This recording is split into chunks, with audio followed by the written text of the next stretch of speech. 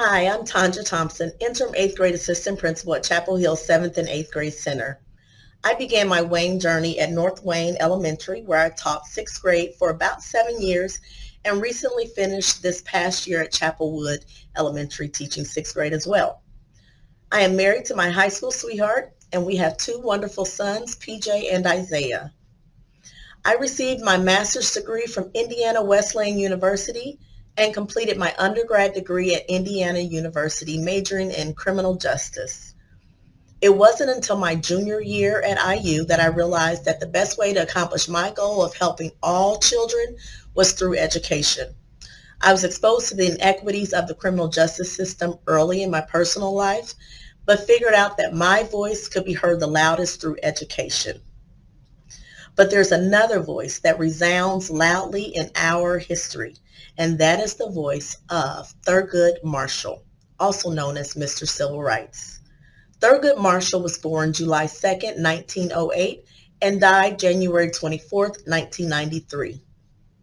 Mr. Marshall was an American lawyer and civil rights activist who served as Associate Justice of the Supreme Court of the United States from October 1967 until October 1991.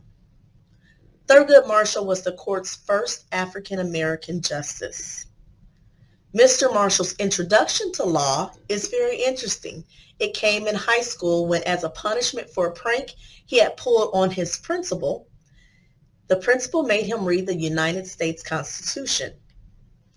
Thurgood Marshall immediately liked the document and began memorizing various parts of it. He was especially interested in Article 3 and the Bill of Rights.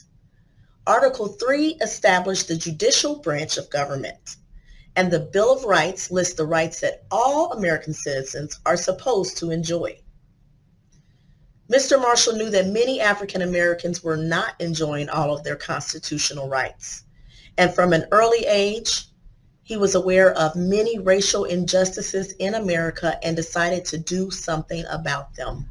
He decided that the courts might be the best way to use his voice. Prior to his judicial service, he successfully argued several cases before the Supreme Court, including the well-known case of Brown versus Board of Education. In his arguments for that case, Mr. Marshall struck down the doctrine that called for separate but equal structures for Black and white people. He successfully argued that segregation greatly diminished the self-esteem of students. Thurgood Marshall was asked by Justice Felix Frankfurter during his argument what he meant by equal. Mr. Marshall replied, "Equal means getting the same thing at the same time and in the same place." Mr. Marshall argued many more court cases after Brown versus Board of Education in support of civil rights.